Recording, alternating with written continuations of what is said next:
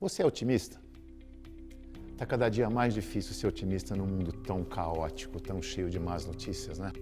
Mas eu vou te mostrar uma ferramenta que a gente usa para entender o contexto e que nos capacita a fazer planos para o futuro, apesar de tudo que nós estamos vivendo. É uma ferramenta que ajuda a passar por essa transição.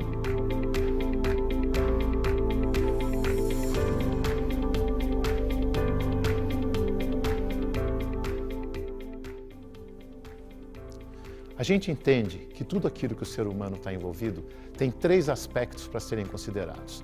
Um aspecto físico, tangível, concreto, mensurável. Tem um aspecto emocional, gosto, não gosto, simpatizo, não simpatizo. E um aspecto filosófico, concordo ou não concordo, está certo ou está errado.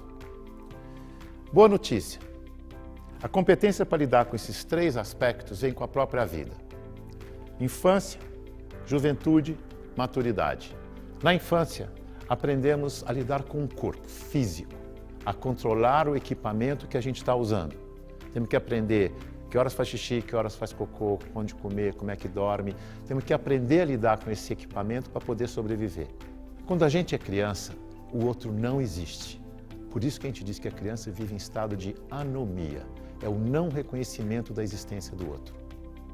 O outro surge na nossa vida como um sinal de que a infância está acabando e está começando a juventude. Quando a gente descobre que o outro existe, nós temos duas notícias, uma boa e uma ruim. A boa notícia é que a vida com o outro tem mais prazer. A má notícia é que você precisa do outro para ter mais prazer. E aí você começa a viver uma turbulência emocional muito grande. Amor e ódio pela mesma pessoa, pela mesma razão, ao mesmo tempo. Essa turbulência emocional não permite que você tenha serenidade para gerenciar suas relações com os outros. Então você precisa de um outro que tutele as suas relações. É a fase da heteronomia. Você precisa de um pai, precisa de um professor, precisa de um polícia, você precisa da lei, precisa do manual, você precisa de limites. Precisamos de tutela quando somos jovens. Nessa fase, estamos ganhando consciência da nossa identidade. Estamos aprendendo que corpo é esse que a gente tem, do que a gente gosta. Estamos ganhando consciência sobre a nossa identidade. Essa consciência é muito importante para que a gente possa se inserir na sociedade, conhecendo a gente mesmo e conhecendo o contexto que a gente vai atuar.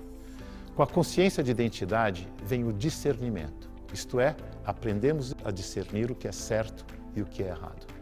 Dispensamos a tutela e ganhamos autonomia. Autonomia significa que não precisamos de mais ninguém para dizer o que é certo e errado. Podemos ser pai, mãe, chefe, podemos e devemos criticar e reformar as leis, os manuais que foram feitos no passado e não servem mais para o mundo atual. Outro ponto importante é a evolução. Quando criança, a gente depende de alguém mais velho que sabe mais para dar segurança para a gente, para dar nutrição. Isso é muito importante, reconhecer essa dependência como boa. Mas na juventude, quando a gente descobre o mundo, não queremos depender de ninguém. É independência ou morte. É uma fase bélica. Esse conflito em busca da independência é muito importante para que a consciência da nossa identidade venha à tona e a gente possa se inserir melhor no mundo. Mas tem um problema. A busca da independência é uma fase e ela tem que passar para a gente amadurecer a partir da compreensão de que a vida é interdependente e que a independência é uma ilusão juvenil e perigosa quando falamos de evolução. Até aqui apresentei a pirâmide. Ela representa o físico, o tangível, o mensurável, que com o tempo vai dividir nossa atenção com as relações e com a consciência do futuro. Por isso temos a espiral. A espiral representa o intangível, o conhecimento, as relações, o futuro. É assim, vou explicar. Quando criança, a nossa cabeça está fechada, o outro não existe. A nossa cabeça vai abrindo aos poucos e vai cabendo o outro, vai cabendo a escola, vai cabendo família, vai cabendo trabalho, vai cabendo a sua mãe que ficou velhinha, os seus netos. Você vai ampliando a sua capacidade de considerar o maior número de informações e variáveis para tomar uma decisão, gerando maior benefício com menor risco. Esta evolução que representa a espiral é o projeto do ser humano. Sair da anomia infantil, passar pela heteronomia para chegar na autonomia da maturidade, tornando-se capaz de lidar com situações de maior complexidade, tomando decisões que gerem maior benefício com menor prejuízo. Se viemos bem até aqui, vamos seguir em frente e falar de mercado e de sociedade. No mercado sem concorrência, o outro não existe. E o foco da empresa é muito físico, muito concreto. Pessoas não são importantes. Sem concorrente, o cliente e o funcionário não têm alternativa. Por isso eles não são importantes. É uma empresa muito simples, muito fácil de gerenciar. No mercado competitivo, surge o outro, que é o concorrente. É a fase jovem e bélica da empresa. Ela diz que o cliente é a sua razão de ser, mas odeia que isso seja verdade. Cliente e funcionário têm a alternativa de ir para o concorrente. Aí então o consumidor vira alvo de uma estratégia que visa derrubar as suas defesas para conquistar o seu dinheiro. A gestão fica um pouco mais complexa, os departamentos competem entre si, a empresa vive em pé de guerra porque impera o modelo mental juvenil, nós versus eles. Uma área versus a outra, empresa versus fornecedor, acionistas versus funcionários, empresa versus meio ambiente. A empresa não tem serenidade e precisa de tutela, de leis, de vigilância. Ela precisa parecer que está tudo bem, embora não esteja. Ela joga para a plateia. Tem que parecer, apesar de não ser.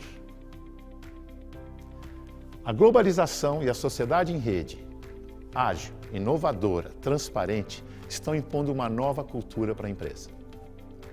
Além de competir, cooperar. O modelo mental nós versus eles não serve para entender um mercado mais complexo e interdependente como o atual.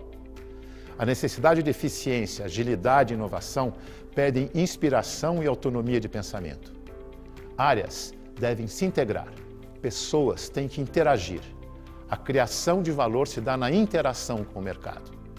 Veja que o físico, tangível, começa a conviver com o intangível, até chegar na criação de valor e gestão de risco no mercado globalizado. Agora vamos falar da evolução da sociedade, que é o assunto dessa nossa conversa. Houve um momento em que o físico era o mais importante. Era a sociedade agrícola. Ter o que comer, ter o que vestir, ter onde morar. As pessoas moravam todas muito longe um do outro, então o outro não existia.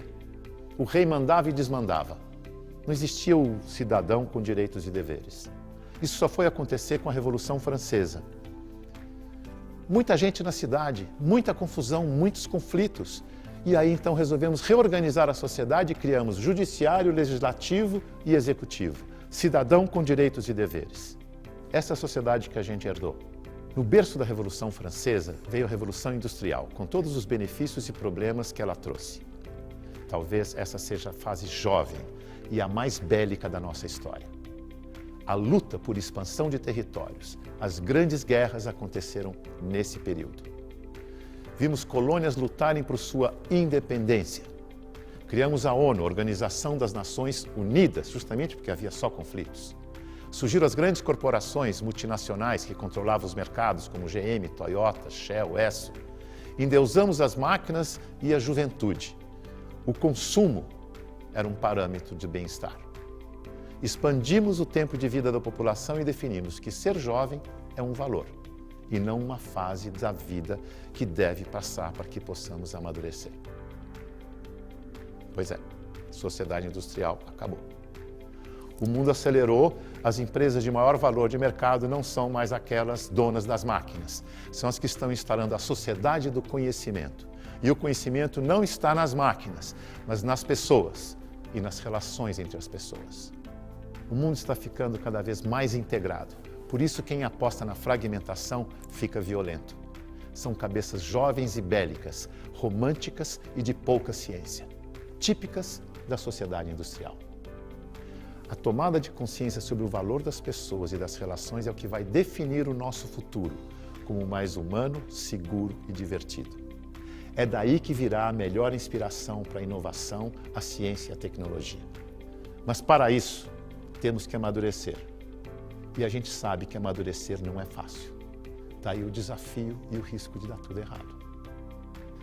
Nós somos a geração de transição. estamos aqui. Nosso papel é ajudar a fazer essa transição com o menor custo, o menor risco e o menor sofrimento possível. Eu sou otimista, apesar de tudo. Principalmente porque depois que a gente passar pela transição e amadurecer, vai ficar muito bom. E se você ajudar a fazer essa transição, você começa a se divertir desde já. Estamos juntos. Boa sorte para você, boa sorte para nós. Até a próxima.